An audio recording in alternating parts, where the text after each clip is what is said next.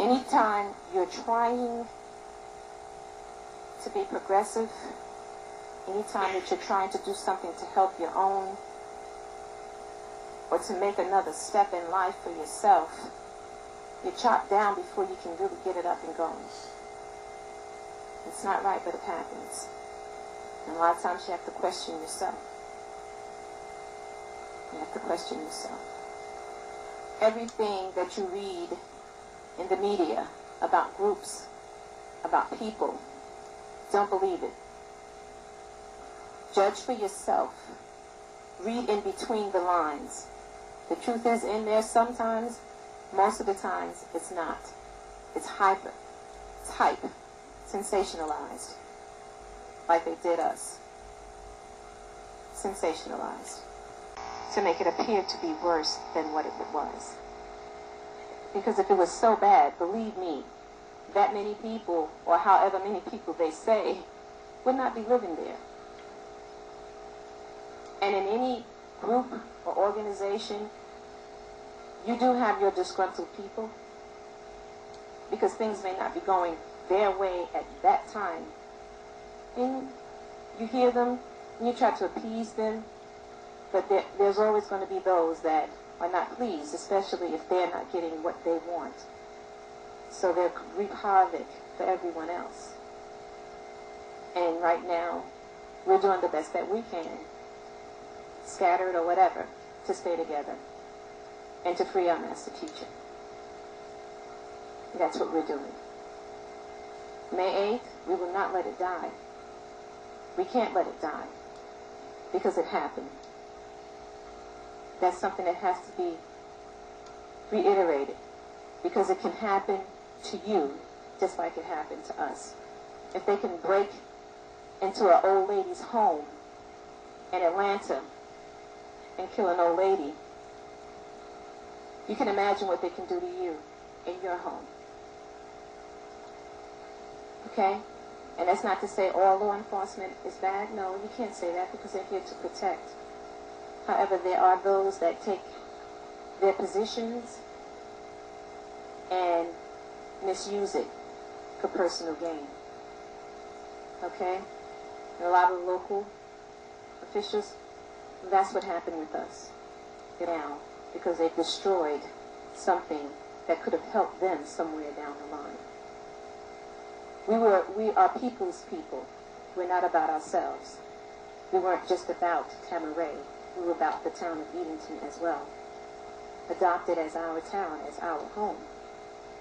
And to do things that was not only progressive for us, but was progressive for the town as well.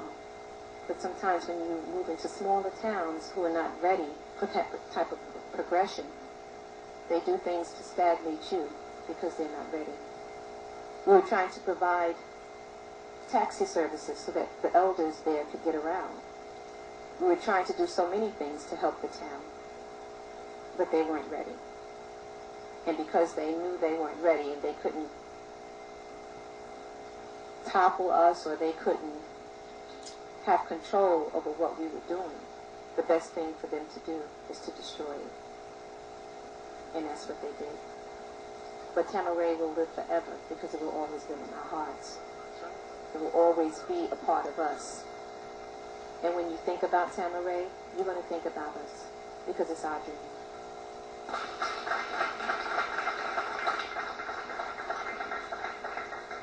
Of people who were either in Athens or not actually on the land of Tamaray, but involved in the events of that day. When you're talking, it triggered two thoughts in my mind. It's interesting, you said you never had a gun in your face. And many of us are from urban centers. I'm from Chicago, a lot of people from New York, a lot of people from very violent places. But we never experienced violence like we experienced at the hands of the agents that day. I've never had that happen to me. And part of the reason many of us came into the community is so that we would never have that happen to us, so that our children would be safe. So to have built this peaceful utopia all together and to have it invaded by so much violence and be painted as criminals, where all we wanted to do was live a peaceful existence, puts things in a different perspective of who's a real criminal. I never had Nuwaubian pull no gun on me.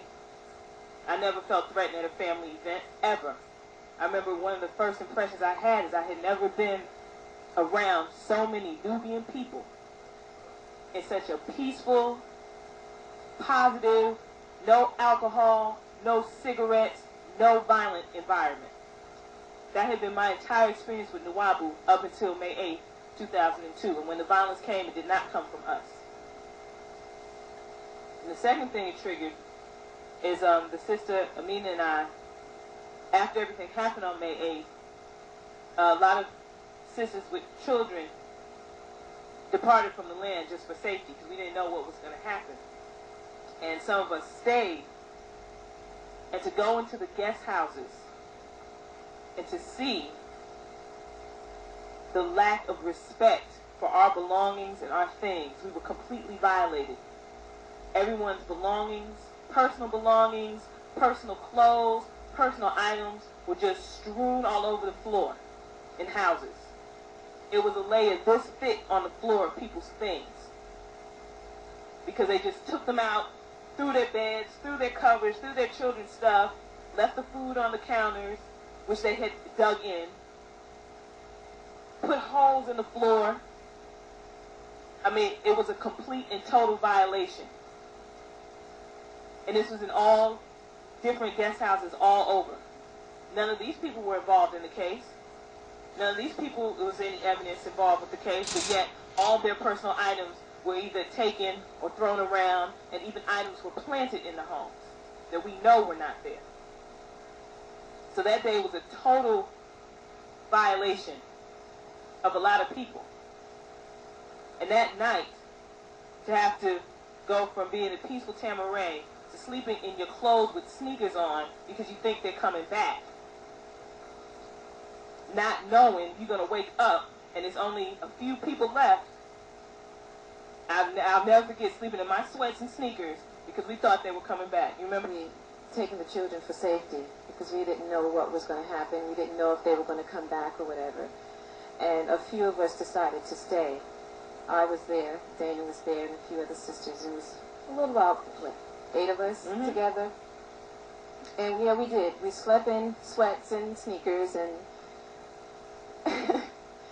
everybody tried to stay together at the same time, tried to be alert. We walked wherever we had to go together.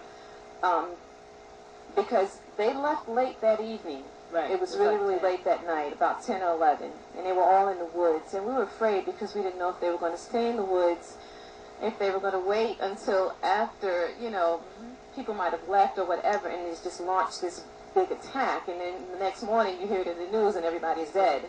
We really didn't know what the case. The thing was basically to get the children out to safety, get the mothers with the children, get them out to safety.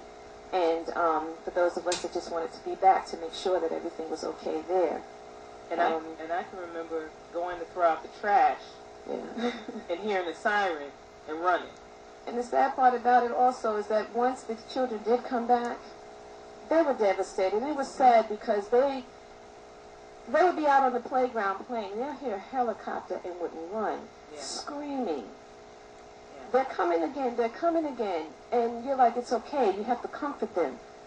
And there's no help for them after that, too. I mean, the thing is that they wanted restitution to give so-called psychological help. But there was no help provided for the ones that were behind. The ones that went through the test, and they could see that nothing had happened to them. They asked them questions about sex and different things and opened their minds up to things that they had no knowledge about. Yeah. What she's referring to is a lot of our children were taken for exams